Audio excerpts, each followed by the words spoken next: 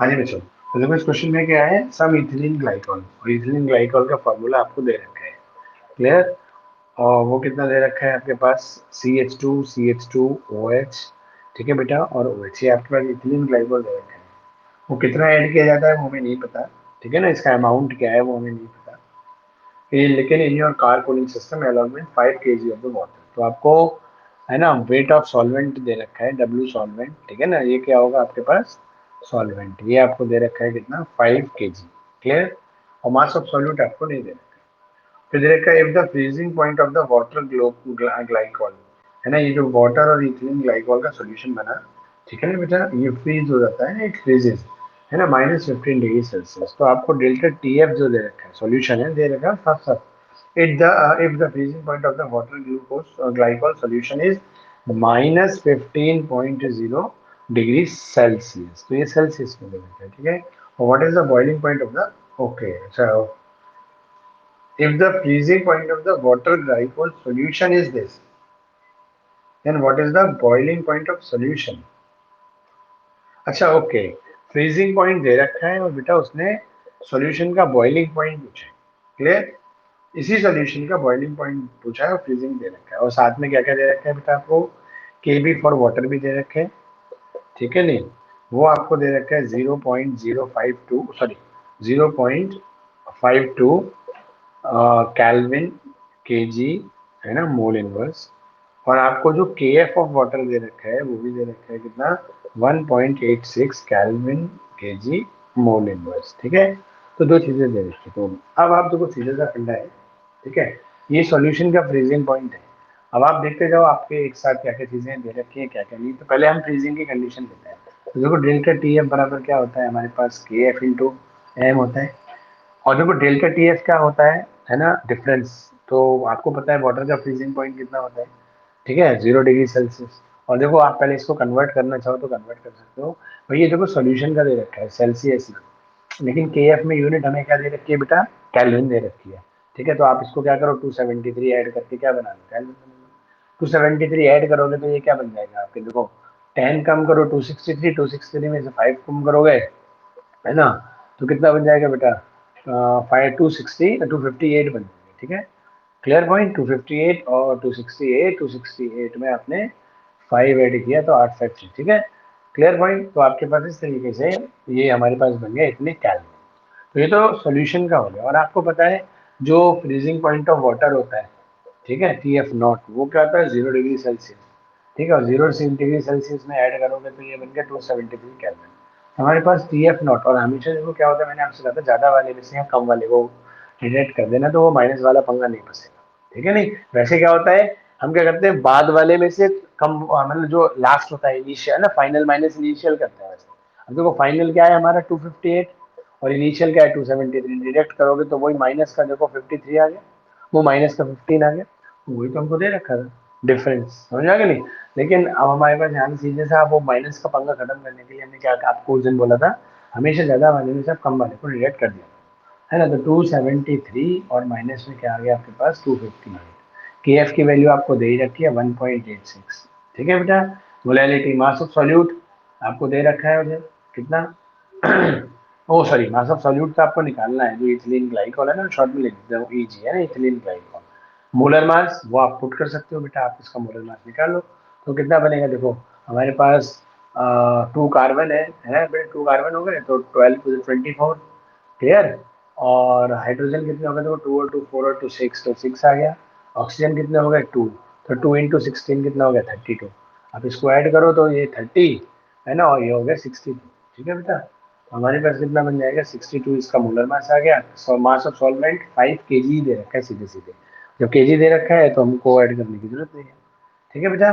वो हम मतलब सॉरी 1000 से मल्टीप्लाई करने की।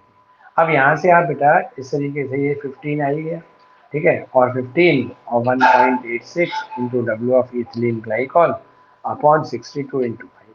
अब देखो सीधा सीधा सा है, आप इसको क्रॉस मल्टीप्लाई करोगे तो आपके पास W की वैल्यू आ जाएगी, कितनी आ जाएगी देखो बेटा, 15 इंटू 5 इंटू 62 और अपॉन में 1.86, ये आ गया इतने ग्राम। ये मास ऑफ, है ना, इथिलीन ग्लाइकॉल आ गया बेटा, ठीक है, mass of ethylene glycol. Clear. अब आप इसी चीज को देखो कहाँ पुट कर सकते हो, आपके पास इसी सॉल्यूशन का डेल्टा टी मतलब सॉल्यूशन का पूछेगा, तो टी बी इक्वल टू क्या होता है, के बी इंटू एम होता है। क्लियर। और सीधा सा फंडा है हमारे पास, हम इसको करेंगे, के बी हमारे पास कितना आ गया 0.52, मोलैलिटी के लिए वही हमारे पास मास नहीं था बेटा, तो हमने वो निकाल लिया बेटा, देखो कितना हो गया 15 इंटू 5 इंटू 62, और अपॉन में कितना हो गया 1.86, ये तो केवल मास ऑफ सॉल्यूट आया बेटा। क्लियर। ये क्या है अब तक हमारे पास मास ऑफ सॉल्यूट ही तो है केवल एक मिनट में। फिर इसी के साथ हमारे पास क्या है, मोलर मास तो वही रहेगा बेटा 62, वो थोड़ी बदलेगा, इनटू में 5। ठीक है, अब आप इसको क्रॉस मल्टीप्लाई करो, तो आपके पास देखो क्रॉस मल्टीप्लाई करके क्या आ जाएगा भाई, हमारे पास ये चीज़ है, तो ये हमारे पास बन गया देखो 15 इंटू 5 इंटू 62 अपॉन में 1.82 इंटू 62 इंटू 5, तो 62 इंटू 5 से सीधा सीधा ये उड़ गया। ठीक है, ये हमारे पास डेसिमल गए, हमारे पास क्या बच गया 52 इंटू 15 अपॉन में 182। आप बेटा इसको सॉल्व कर लोगे तो आपके पास क्या आ जाएगा, डेल्टा टी एफ की वैल्यू आ जाएगी, और डेल्टा टी एफ आपके पास आ जाएगा। क्लियर। उसमें फिर हम क्या करेंगे, वही वाटर का फ्रीजिंग पॉइंट और सोल्यूशन का, तो यहाँ क्या होता है देखो हमेशा सोल्यूशन का ज़्यादा होता है, तो टी एफ माइनस क्या आ जाएगा, ओ सॉरी टी बी, ये तो क्या निकल के आया हमारा टी बी निकल के आया होता है ना, ये हमारे पास क्या चल रहा है डेल्टा टी बी, तो डेल्टा टीवी क्या होता है, टीवी माइनस टीवी नॉट, क्योंकि बॉइलिंग पॉइंट में हमेशा सॉल्यूशन का बॉइलिंग पॉइंट ज्यादा होता है, इसका कम होता है। क्लियर। तो आप यहाँ पे इसको सॉल्व करोगे बेटा, क्लियर, इसको सॉल्व करके जो भी वैल्यू आएगी, और वाटर का बॉइलिंग पॉइंट कितना होता है 100 डिग्री सेल्सियस, 100 को करोगे तो ये क्या बन गया 373, तो टीवी माइनस ये, और यहाँ पे एक फिक्स वैल्यू आपके पास टीवी। हाँ जी बच्चा बताओ। अच्छा एक बार मैंने आपको इसके आंसर्स नहीं भेजे हैं, आप चेक कैसे करते होगे कि हमने जो सोल्यूशन किया है वो सही किया है कि नहीं किया है, समझो, या मिल जाते हैं कहीं पर। हाँ जी तनिष्का बेटा, जैसे आप क्वेश्चन करते हो, क्वेश्चन करने के बाद जो आंसर आपका न्यूमेरिकल निकल के आता है, आप चेक कैसे करते हो कि हमारा जो आंसर है वो सही है कि नहीं, है बेटा। आवाज आ रही है तनिष्का बेटा।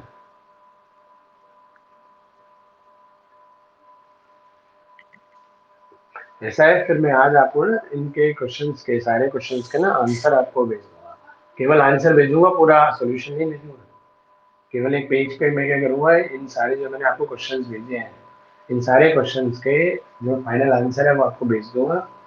तो अगर आप बच्चों लोगों का न्यूमेरिकल का आंसर कहीं मैच नहीं करे, ठीक है नहीं, तो आप पहले तो खुद ही ट्राई करना, कि आपको लगता है आपने सही किया था, कहीं कहाँ गलती हुई, तो आप खुद चेक करना, फिर भी समझ में नहीं आए तो आप मुझसे नेक्स्ट डे पूछ सकते हो। ठीक है बेटा। हाँ जी तनिष्का, चीजें ये वाला न्यूमेरिकल आए समझ में बेटा, आवाज हाँ बोलो बेटा, इसमें क्या है, इसमें दोबारा देख लो, टाइम फालतू का वेस्ट होगा, दोबारा देखो। अभी अच्छा अभी ये बता तुझे क्या समझ में नहीं आया इसमें, इतने बड़े न्यूमेरिकल में वो चीज बता दूंगा, और जब तुझे आने की शुरुआत नहीं हुई थी, तो अगर तुझे शुरू में ही समझ में नहीं आया तभी बोल देता मुझे, मैं वहीं से मान लो थोड़ा समझा होता मैं दोबारा कर देता। चल अभी, ओके, चलो, एक इन्होंने न्यूमेरिकल क्वेश्चन पूछा था बेटा, वो ये था कि इथिलीन ग्लाइकोलिक सॉल्यूट है और कितना ऐड करना है वो हमें पता नहीं, ठीक है नहीं, उसका अमाउंट हमें निकालना है, ये तो मोल उसका मॉलिक्यूलर वेट दे रखा है, ठीक है, मतलब हमने काउंट किया है, ये है ना, इथिलीन ग्लाइकोल का फॉर्मूला ये सॉल्यूट है, इसका कितना मास सॉल्यूशन में घोलना है वो हमें निकालना है, वो मतलब वो नहीं, मतलब वो हमें पता है, हाँ लेकिन सॉल्वेंट कितना है वो 5 kg है पता है। ठीक है, ये इसका हमने मॉलिक्यूलर वेट जोड़ के निकाले, ठीक है, ग्राम पर। क्लियर है, तो इसके हमारे पास क्या हो जाएगा, ये ग्राम है ना, मोल इनवर्स, ठीक है, ये इसकी यूनिट हो जाएगी। क्लियर पॉइंट बेटा।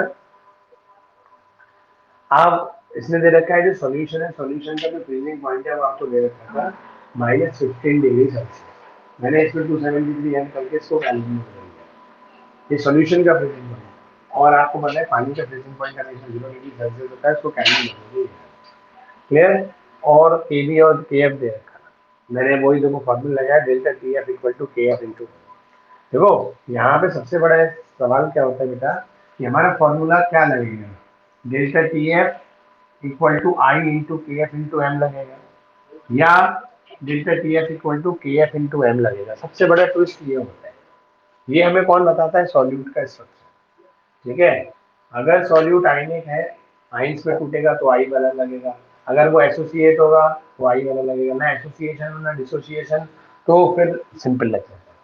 और देखो इसमें ओ एच है, लेकिन ओ एच अपोजिट डायरेक्शन में होने की वजह से यहाँ पे डाइपोल तो है, हाइड्रोजन बॉन्डिंग वाला डाइपोल है, स्ट्रॉन्ग डाइपोल, फिर भी एक इथिलीन ग्लाइकोल से दूसरा इथिलीन ग्लाइकोल एसोसिएट नहीं कर पाता। वो कल ही बताया था मैंने लास्ट में, ये एक्सेप्शनल केसेस में कुछ सॉल्यूट होता है, उनमें से एक है, और कल इसका रीजन भी एक्सप्लेन किया था कि अपोजिट डायरेक्शन में ओएच लेने की वजह से, है ना, ये ओएच ओएच पे डाइपोल है, लेकिन वो डाइपोल अपोजिट डायरेक्शन होने से उसका क्या हुआ, है ना, उसका जो इफेक्ट है वो नेग्लिजिबल है। याद है वो डाइपोल मोमेंट जीरो करके बताया था मैंने, वो मतलब जीरो क्या बच्चे निग्लिजिबल होता है, एग्जैक्ट जीरो तो नहीं होता क्योंकि डाइपोल है, तो बेटा एग्जैक्ट जीरो तो नहीं हो पाएगा, ठीक है नहीं, लेकिन अपोजिट डायरेक्शन होने की वजह से वो इफेक्ट लेस है। Clear point? तो जिसकी वजह से जब वो ओवर डाइपोल तो है बट वो डाइपोल इफेक्ट लेस है, तो कैसे फिर एक इथिलीन ग्लाइकोल का ओवर दूसरे इथिलीन ग्लाइकोल के ओएच को डाइमर जोड़ के डाइमर बना पाएगा, ठीक है ना बेटा? तो ये इशू था। तो देखो वही है, ओएच होने तो ओएच ये नहीं इतना रट लो कि ओएच दिख जाए तो जी एसोसिएशन हो गई होगा, है ना, डिपेंड करता है स्ट्रक्चर। क्लियर है पॉइंट?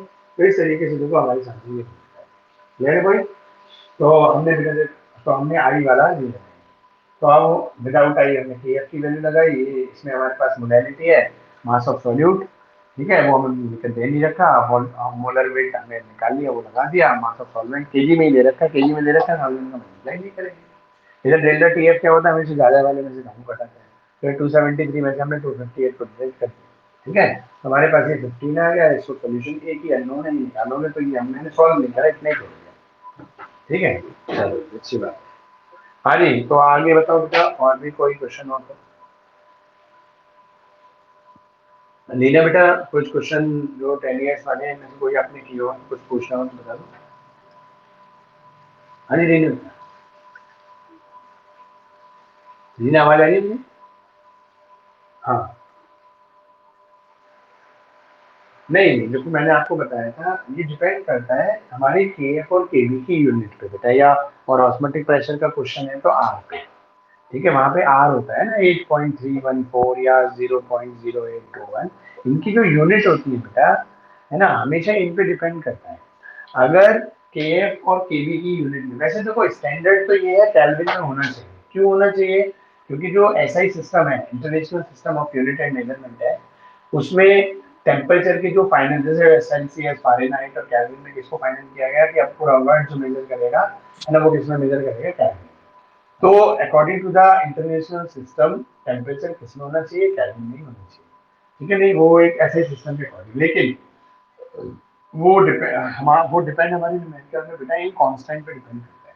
अगर यहाँ पे अभी सेल्सियस में दे रखा होता, मैंने न्यूमेरिकल में शुरू में कराया था अपने, तो आपने अगर शुरू की वीडियो में ध्यान दिया हो कि उसमें के एफ के वी की यूनिट या पता नहीं आर का था, मुझे एग्जैक्टली ध्यान नहीं, उसमें टेम्परेचर की यूनिट सेल्सियस में दे रखी है, ठीक है बेटा?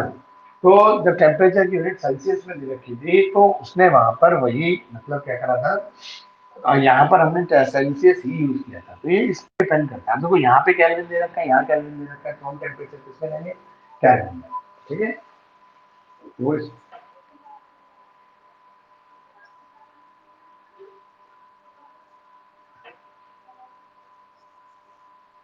हाँ, तो आप उसको कन्वर्ट कर लो।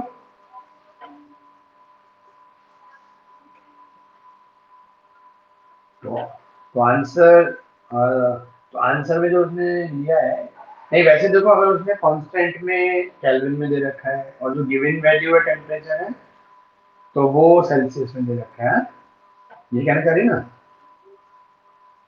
हाँ, तो और जो न्यूमेरिकल में फिर फॉर्मूले में जो वैल्यू लगाई है वो एक्सेप्ट सेल्सियस ही लगा दी उसने, है बेटा? लेकिन अच्छा, लेकिन ये बताओ, मैंने एक चीज और भी बताई थी, जो जो जो सेल्सियस में दे रखा है वो सॉल्यूशन का बॉइलिंग पॉइंट दे रखा है या वो elevation in the boiling point दे रखा है, तो उसको कन्वर्ट करना चाहिए। लेकिन होता क्या है बेटा, अगर elevation in the boiling point होता है, तो मैंने आपको क्लासरूम में पढ़ाया था, है ना, याद करो कि एलिवेशन जो होता है वो तो बराबर ही आता है, मतलब जो डिफरेंस होता है डिफरेंस देखो, जैसे अब हमारे पास ये चीज है, देखो क्या ये सॉल्यूशन का हमारे पास 15 डिग्री था और वो 0 होता है। अगर आप इनका डिफरेंस निकालो, ये सेल्सियस में ही कर दो, है ना, जो मैं यहाँ करके दिखा देता हूँ, आप ध्यान से देखना। ठीक है, तो अगर मुझे डेल्टा टी एफ निकालना है और मैंने क्या करा, ये सेल्सियस में ही रहने दिया बेटा, है ना, इसका 0 होता है, इसका -50 है।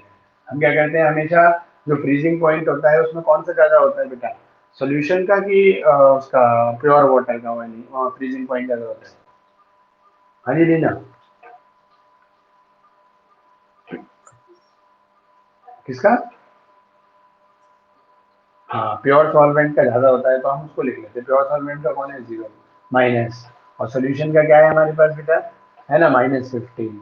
वैसे ही दिख रहा है, देखो ये 0 है, वो -15 है, तो कौन हमारे पास है, हमारे पास इसको करोगे तो हमारे पास क्या आ जाएगा, 15 कैलविन, वो सॉरी 15 डिग्री सेल्सियस आ जाएगा। तो डेल्टा टी एफ जो आया बेटा देखो, वो कितना आया, 15 डिग्री सेल्सियस आया। ठीक है, अब देखो मैंने आपके सामने अभी यहाँ निकाला, देखो पहले मैंने इसको केल्विन में कन्वर्ट किया, फिर मैंने इसको केल्विन में कन्वर्ट किया, है ना, दोनों में ये 250 है 270 दोनों को डिवाइड किया तो भी 15 केल्विन, यहाँ पे क्या आया, ये 15 केल्विन आया, नहीं आया? ठीक है, तो वो क्वेश्चन की लैंग्वेज पढ़ना आप ध्यान से एक बार, ठीक है ना बेटा, कि जो हमारा डिफरेंस होता है, समझा ये नहीं, तो वो हमारे पास क्या होता है, अगर सेल्सियस में दे रखा हो या केल्विन में दे रखा हो तो कोई फर्क नहीं पड़ता, भले ही कांस्टेंट। देखो वैसे प्रॉपर वे तो यही है कि कांस्टेंट में जो दे रखा है, आप टेम्परेचर को पहले उसमें कन्वर्ट कर लो, तो अपने आप ही डिफरेंस भी क्या आएगा, देखो चाहे सेल्सियस में डिफरेंस है तो मैंने तुम्हारे सामने करके दिखा दिया, सेल्सियस में देख लो चाहे केल्विन देख लो, वैल्यू तो दोनों की 15 ही आ रही है, और ये केल्विन में है और एक हमारे किसमें बेटा, सेल्सियस में। तो बेसिक तरीका तो यही है कि जब भी दे रखा है आप उसको कन्वर्ट करो देन लगाओ, नहीं तो आधे टाइम कंफ्यूजन रहता है कि कभी तो केल्विन का केल्विन में चेंज, मतलब सेल्सियस को चेंज करते हैं, कभी बिना चेंज करे लगा देते हैं। ठीक है नहीं, तो ये कंफ्यूजन को दूर करने के लिए सीधा सा एक फंडा है, अपने दिमाग में एक वे बना लो कि भाई इसमें देखेंगे हम जी, इसमें क्या केल्विन दे रखा है तो केल्विन में चेंज करो, लगाओ आंसर दे, तुम केल्विन में चेंज करके लगाना, देखना आंसर सेम ही आएगा। मान लो उसने डायरेक्ट सेल्सियस लगाया, क्या एक बार आपने कल भी कुछ पूछा था, मैंने आपसे कहा था आपकी एक बार वो क्वेश्चन भेजना, आपके कौन थे कल, ये वो तनिष्का थी, ये क्वेश्चन आप पूछ रहे थे, आप ही थे कल या कोई और बच्चा था? नहीं 11th में था, 11th में था, ये आप ही थे परसेंटेज वाला। हाँ, तो आप ऐसा करना, ये दोनों और दोनों क्वेश्चन मेरे पास भेज देना विद सॉल्यूशन, है ना, तो एक बार मैं चेक कर लूँगा, बता दूँ व्हाट्सएप पे भेज देना, है ना, यहाँ तो नहीं, है ना, वो वाला भी भेज देना विद सॉल्यूशन और ये वाला भी विद सॉल्यूशन भेज देना, मैं एक बार देख लूँगा, ठीक है बेटा? ठीक है नीना, और कोई क्वेश्चन है आपके डाउट में, और तो चलो, हाँ जी, क्या नाम है आपका, अनुज धनखड़ साहब, क्वेश्चन किए न्यूमेरिकल? हाँ हो गए सारे? अरे सारे, हाँ आप वर्ड बोला प्रॉपर, सारे जितने किए वो हो गए। फिर ये कैसे पता कर चला तुझे जो आंसर आया है वो सही आया है? आंसर थे तेरे पास? अच्छा, शीतल की रखी होगी है, शीतल या हितेश की रखी होगी, ओके ओके, चलो गुड, सही है नहीं? और तेरा यार आना बंद हो गया 2 दिन से सौरभ, कल भी नहीं आया था आज भी नहीं आया? हम्म? हाँ उसको बोला, अब तो न्यूमेरिकल पोर्शन है इसमें तो अपना अच्छे से करें। आज दिपेश भी नहीं है, अरे दिपेश तो है, हाँ जी दिपेश न्यूमेरिकल कर रहे हो नहीं? अरे तो न्यूमेरिकल तो निपटा दे बेटा, है ना, और मैं मैंने इसी पे भेजा है जो अपना ये टीचमेंट ऐप है ना, इसमें जैसे वो रिकॉर्डिंग होती है, इधर ऐसी ऑप्शन मिलेगा, तो उसमें एक ऑप्शन मिलेगा स्टडी मटेरियल, ठीक है बेटा, तो स्टडी इसी में जाना है, स्टडी मटेरियल में मिलेगा, ठीक है ना? चलो, तो बच्चों मतलब आप और किसी बच्चे को कुछ पूछना, नहीं तो मैं इलेक्ट्रो केमिस्ट्री स्टार्ट कराता हूँ, बच्चे टाइम मिलता है। हाँ जी, जनरल इंट्रोडक्शन मैं करा देता हूँ, कल से फिर पूरा वो लेंगे। ठीक है, कल से ऐसे करेंगे कि पहले मतलब शुरुआती टाइम पे जब न्यू चैप्टर की चीजें ले लेंगे, एंड के 15 मिनट क्वेश्चन के आपके न्यूमेरिकल्स के डाउट लेंगे, ठीक है ना बेटा? कल से ये कहना करेंगे, हाफ टाइम मतलब स्टार्टिंग वाला ले लेंगे चैप्टर, उसके बाद, है ना? चलो तो आगे बढ़ो, मतलब किसी बच्चे को प्रॉब्लम हो तो आप बता दो, फिर मैं आगे बढ़ता हूँ।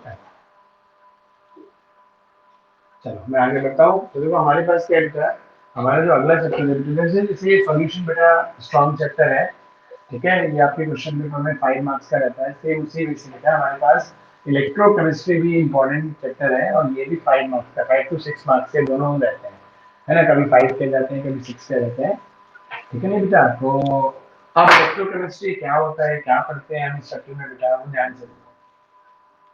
तो देखो नाम भी क्लियर है ना? इलेक्ट्रो केमिस्ट्री, ठीक है? तो इलेक्ट्रो वर्ड किस पे आता है? इलेक्ट्रॉन पे। और केमिस्ट्री का मीनिंग क्या होता है भाई? केमिस्ट्री का मीनिंग कौन बताएगा? हाँ भैया, आप ही बताओ, केमिस्ट्री सब्जेक्ट में क्या करते हो, क्या होता है केमिस्ट्री का मीनिंग? हाँ ये तो हिंदी है भाई, मतलब ये तो तुमने इंग्लिश को हिंदी में बता दिया, मतलब इसका कॉन्सेप्ट क्या है, मतलब कहने का केमिस्ट्री में क्या पढ़ते हो, क्या उसकी डेफिनेशन है?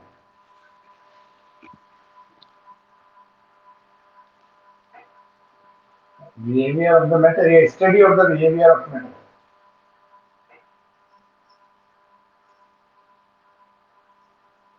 ओके, ये काफी हद तक सही है। और इस बिहेवियर की स्टडी से आपको एक्सप्लेन करना चाहो तो आप क्या करोगे? ये तो चलो आपका सही है, ब्रांच ऑफ साइंस है ना, which deals with the study of the behaviour of the matter. तो बिहेवियर ऑफ द मैटर आपका मीनिंग है, क्या स्टडी करते हो बिहेवियर ऑफ मैटर में हम बेटा करना? ओके, ओके, और भी कोई बच्चा बताएगा? थोड़ा सा हल्का सा चेंज करना पड़ेगा बस, लास्ट वाली चीजें, एटम मॉलिक्यूल कंपाउंड्स आयन बेटा रेडिकल्स है, इन सबकी मिक्सचर्स, इनकी स्टडी होती है ना? लेकिन जो एक बेसिक वे है, देखो क्या होता है इनकी स्टडी कैसे करते हो आप, ठीक है? कभी कोई एटम मॉलिक्यूल आपको दिक्कत है नहीं, तो हमारे क्या होते हैं जो केमिकल सब्सटेंस होते हैं जिसको आप मैटर बोलते हो, ठीक है? या मैटर को मॉडर्न जमाने में केमिकल सब्सटेंस बोला जाता है। हम उसके कॉम्पोजिशन को देखते हैं, जैसे वाटर है, वाटर किससे मिलकर बना है, वाटर का कॉम्पोजिशन क्या है, ठीक है? आपने वाटर को हीट किया तो पहले क्या हुआ, H2 मॉलिक्यूल अलग अलग हुए, और ज्यादा हीट किया तो हाइड्रोजन और ऑक्सीजन एटम में हो गए, ठीक है? तो वाटर मॉलिक्यूल बहुत ज्यादा हाई टेम्परेचर पे हीट करने पर हाइड्रोजन गैस और ऑक्सीजन गैस में कन्वर्ट हो गया, तो कॉम्पोजिशन चेंज हुआ नहीं। तो बिहेवियर ऑफ मैटर या एटम मॉलिक्यूल कंपाउंड की स्टडी से मतलब क्या होता है कि हमारे सराउंडिंग में बेटा जो भी मैटर है, या जो भी मैटर है, चाहे वो सॉलिड हो, लिक्विड हो, गैस हो, है ना? और हमारे चारों तरफ कुछ ना कुछ जो भी चीज है, ये सोचो हमारे चारों तरफ जो रूम में ये है वो भी एक मैटर है। तो हमारे चारों तरफ जो भी मैटर एग्जिस्टेंस करते हैं उनका कंपोजिशन क्या है, ठीक है? नहीं वो किससे मिलके बने हुए हैं, क्लियर है पॉइंट?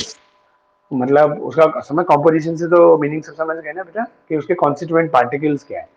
और आपने कोई प्रोसेस अप्लाई किया, जैसे मैंने बोला वाटर को हीट करने पर, ठीक है ना? जैसे आपने पेपर को बर्न किया, आपने मिल्क का कर्ड फॉर्मेशन का जो प्रोसेस होता है कि दूध को गर्म किया और पुराना जामन लगाया थोड़ा सा, फिर ठंडा होने रख दिया, जैसे दूध ठंडा होता जा रहा है वो जमता जा रहा है ना, दही बनता जा रहा है, ठीक है? तो ये प्रोसेस अप्लाई किया ना।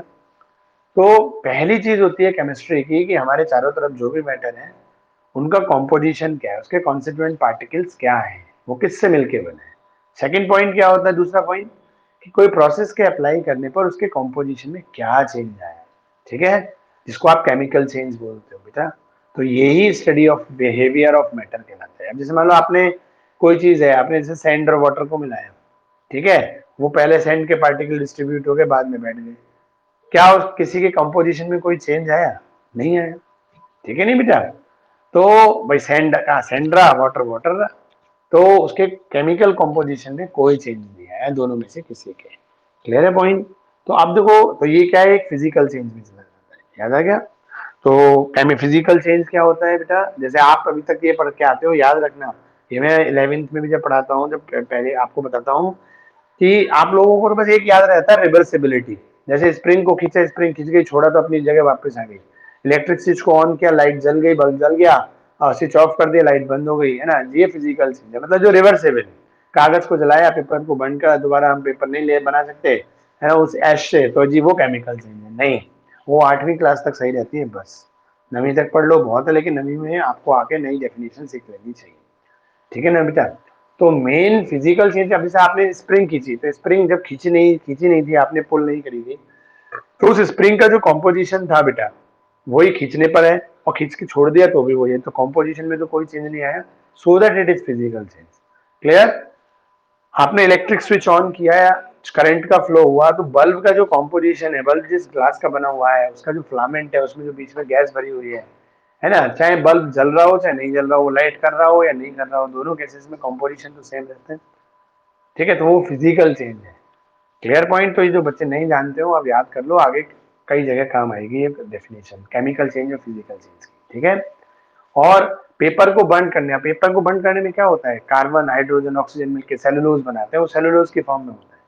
जब आप बर्न कर देते हो तो कार्बन और ऑक्सीजन जो है वो रिमूव हो जाए, सॉरी हाइड्रोजन ऑक्सीजन कुछ वाटर वेपर्स बन के, कुछ कार्बन CO2 बन के निकल जाता है, जो कार्बन बच गया वो ऐश की फॉर्म में बच जाता है, तो कॉम्पोजिशन चेंज हो गया ना। जो ऐश में पेपर है, पेपर की जो ऐश है उसमें केवल कार्बन कार्बन है, तो ये केमिकल चेंज है। क्लियर।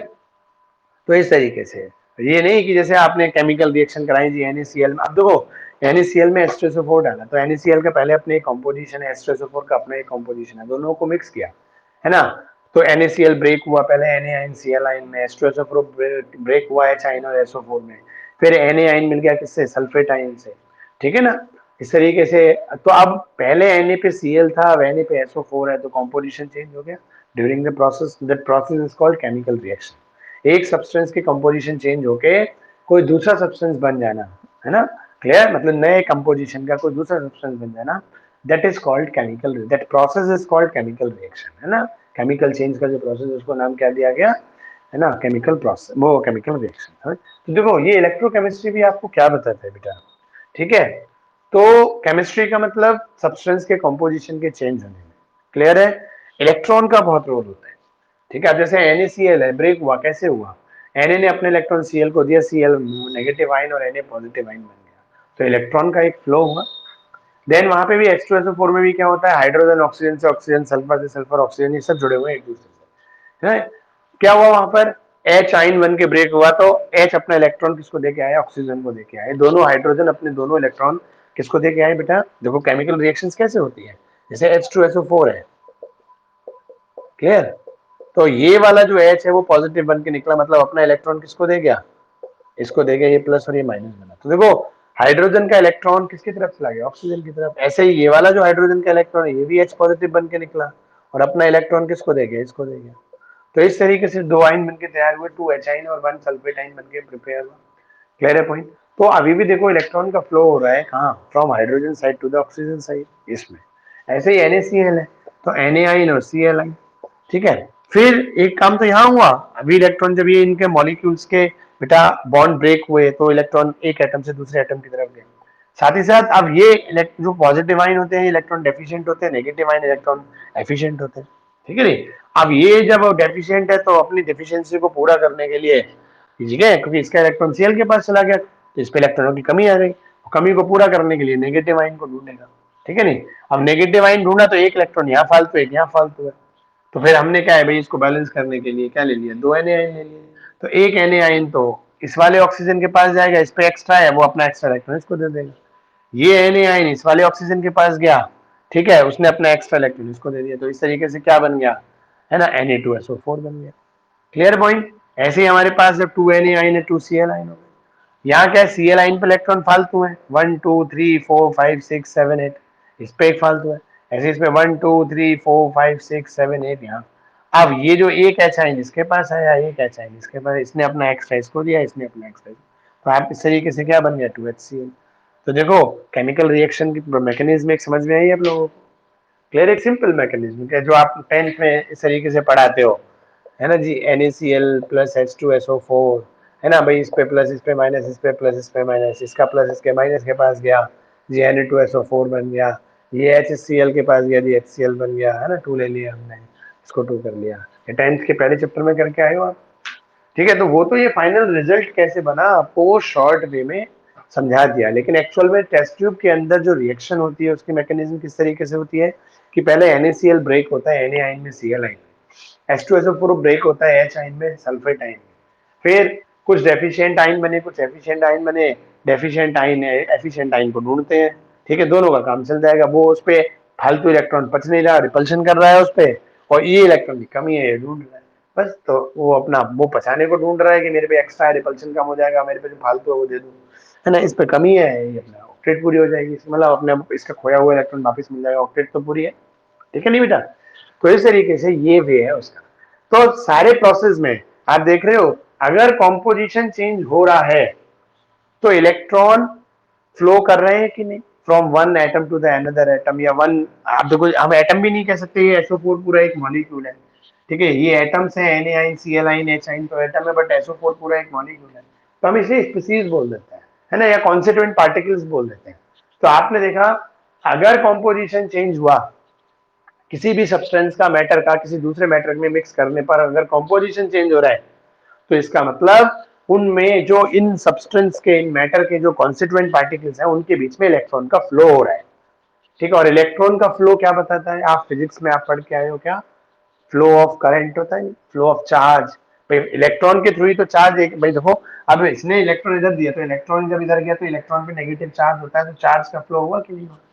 अब ये इस पे इलेक्ट्रॉन फालतू है, ठीक है नहीं, वो इलेक्ट्रॉन अपना इधर देंगे तो फ्लो ऑफ इलेक्ट्रॉन सल्फेट से किसकी साइड हुआ, सोडियम आयन की तरफ हुआ। तो फ्लो फ्लो ऑफ चार्ज एक तरफ हो रहा है, तो आपको पता है इलेक्ट्रॉन जिधर से फ्लो करता है इलेक्ट्रिसिटी की डायरेक्शन क्या होती है, उसकी अपोजिट होती है कि नहीं होती, आगे समझ में क्लियर है। तो ड्यूरिंग द, तो अब हम यही चीज पढ़ेंगे इस पूरे चैप्टर में, जो चैप्टर का इंट्रोडक्शन है वो समझे आपका इलेक्ट्रोकेमिस्ट्री। तो electrochemistry is the branch of science या branch of chemistry in which we study about the chemical change of the reaction and the flow of the electricity, है ना, जिनको दो नाम दिए गए हैं, chemical energy and electrical energy, है ना, इलेक्ट्रिक एनर्जी, क्लियर पॉइंट, ठीक है भाई। जब फ्लो ऑफ इलेक्ट्रॉन हो रहा है तो क्या इलेक्ट्रिसिटी का फ्लो हो रहा है, चार्ज का फ्लो हो रहा है, मतलब इलेक्ट्रिसिटी का फ्लो हो रहा है, वन डायरेक्शन अपोजिट होती है, फ्लो ऑफ इलेक्ट्रॉन अगर इधर है तो यहाँ पढ़ के आए हो इलेक्ट्रिसिटी के, फ्लो ऑफ इलेक्ट्रिसिटी उसके अपोजिट होती है। तो इस चैप्टर में आप केमिकल चेंज और इलेक्ट्रिसिटी, फ्लो ऑफ इलेक्ट्रिसिटी, है ना, इनका रिलेशन पढ़ोगे, इनकी एप्लीकेशंस पढ़ोगे, आपस में ये किस तरीके से हमारे लिए बेनिफिशियल है डिफरेंट डिफरेंट नए सब्सटेंस बनाने में, और इसको हमने और कैसे यूज किया। जैसे अब आप घरों में इन्वर्टर और बैटरी का यूज करते हो, ठीक है, तो लाइट चली जाती है, लाइट जब आ रही होती है तो वो बैटरी चार्ज होती है, ठीक है ना बेटा, जब लाइट चली जाती है तो वो चार्ज हुई, जो इलेक्ट्रिसिटी हुई वो आप कंज्यूम करते हो, तो आपके बेनिफिशियल हुआ नहीं, आपके लिए बेनिफिशियल हुआ नहीं। तो ये क्या है, ये भी तो वहां पे क्या होता है, इलेक्ट्रिसिटी का फ्लो भी हो रहा है, और बैटरी के अंदर क्या होते हैं, इलेक्ट्रोड्स होते हैं, बीच में इलेक्ट्रोलाइट भरा होता है, उनके बीच में केमिकल रिएक्शंस होती है। तो केमिकल रिएक्शंस और फ्लो ऑफ इलेक्ट्रिसिटी के बीच के जो रिलेशन है और उनके जो बेनिफिट्स हैं, जो उनके एप्लीकेशंस हैं, क्लियर है पॉइंट, कैसे होते हैं उनके बीच में केमिकल रिएक्शंस, है ना, कैसे चेंजेस आते हैं, क्लियर, कैसे एनर्जी प्रोड्यूस होती है, कैसे केमिकल एनर्जी इलेक्ट्रिकल एनर्जी में कन्वर्ट होती है, और कैसे इलेक्ट्रिक एनर्जी केमिकल एनर्जी में कन्वर्ट होती है, ठीक है नहीं, इनको कहते क्या है, क्लियर, और इससे आपको क्या बेनिफिट होता है, और इसको हम क्या और एप्लीकेशन कर सकते हैं जिससे ह्यूमन बीइंग की, है ना, इस वर्ल्ड की, यूनिवर्स की लाइफ, आप लाइफ को, है ना, और कंफर्टेबल बना सकते हो, बिगाड़ भी सकते हो, वो तो आप पे यूज, तो आप पे डिपेंड करता है। अब जैसे एटॉमिक एनर्जी थी, पॉजिटिव यूज भी होता है, बिजली बनाने में भी यूज होता है, ठीक है, बहुत सारा कोयला बचाता है, और बॉम्ब में भी यूज होता है। तो ये तो साइंटिस्ट लोग तो भाई अपनी डिस्कवरी करते हैं, उसके पॉजिटिव एप्लीकेशंस भी होते हैं, नेगेटिव, ये तो हम लोगों पर डिपेंड करता है कि हम उसके कैसा यूज करते हैं, पॉजिटिव इम्पैक्ट करते हैं कि नेगेटिव इम्पैक्ट करते हैं, ठीक है ना बेटा, क्लियर है। तो चैप्टर का इंट्रोडक्शन समझ में आया बच्चे लोगों को कि इस चैप्टर में हमें पढ़ना है, ठीक है बेटा। चलो अब आपका टाइम भी हो रहा है, 9:18 हो रहा है, इंग्लिश की क्लास होगी आप लोगों की, तो ठीक है, बाकी जो टॉपिक्स हैं वो कर लेते हैं। पहला टॉपिक इसमें कंडक्टर आएगा, टाइप ऑफ कंडक्टर आएगा, ठीक है ना, इलेक्ट्रोलाइटिक कंडक्टर, आयनिक कंडक्टर, है ना, मेटालिक कंडक्टर, ये सब चीजें कल इसको लेंगे, कंडक्टेंस, रेजिस्टेंस वगैरह, है ना, कल अपने इस टॉपिक को लेंगे, क्लियर। अभी चैप्टर का आपकी प्रॉब्लम ले ली और आप चैप्टर का इंट्रोडक्शन करा जाए, चलो बेटा, ठीक है, वन बाई वन, किसी को कुछ पूछना हो तो वो रह सकते हैं, बाकी क्विट करके बेटा इंग्लिश की क्लास में जाए आप बच्चे लोग, वन बाई वन।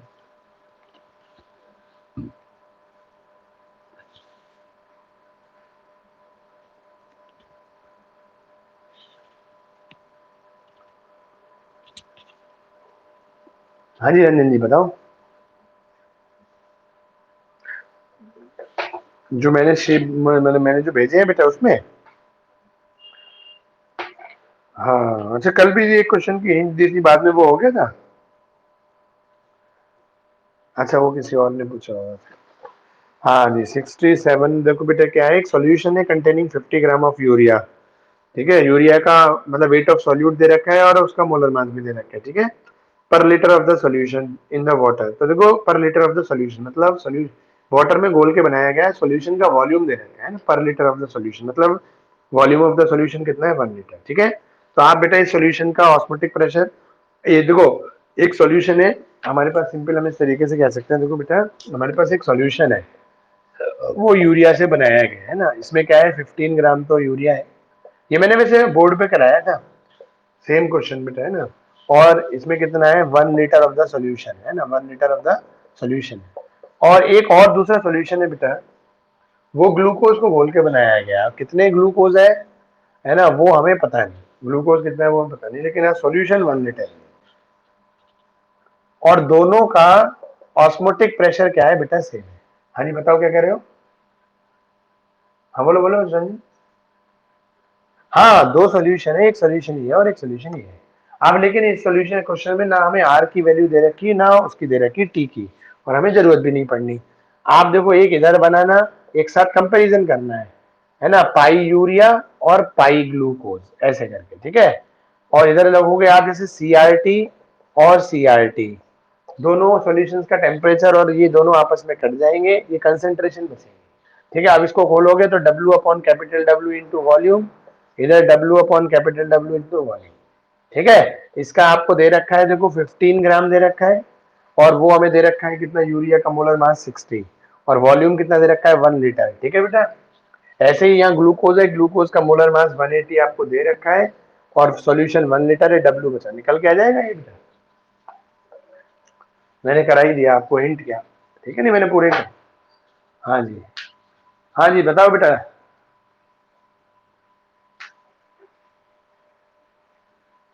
नहीं इससे पहले क्वेश्चंस नहीं भेजे थे बेटा, नोट्स भेजे थे, मतलब जैसे अभी आपने देखा। नहीं नोट्स मैंने शुरू से भेजे थे, एक पहले इस पे, हाँ पहले इस पे नहीं भेजे थे, वो जो सीआर इंटरनेशनल स्कूल का जो ऐप था ना बेटा, तो एक एक नोट्स तो मैंने वहां भेजे थे, आइडियल नॉन आइडियल सॉल्यूशन से पहले पहले तक है ना, उसमें राउट ला और वगैरह। अब एक इस पे भेजे हैं नोट्स मैंने, और एक ये भेजा है, क्वेश्चन यही भेजे हैं बस। बाकी अब भेजूंगा भाई, थोड़े थोड़े क्वेश्चन रोज भेजूंगा सैटरडे तक। ठीक है ना, इस चैप्टर के सारे। हाँ क्या बेटा, दोबारा बताना।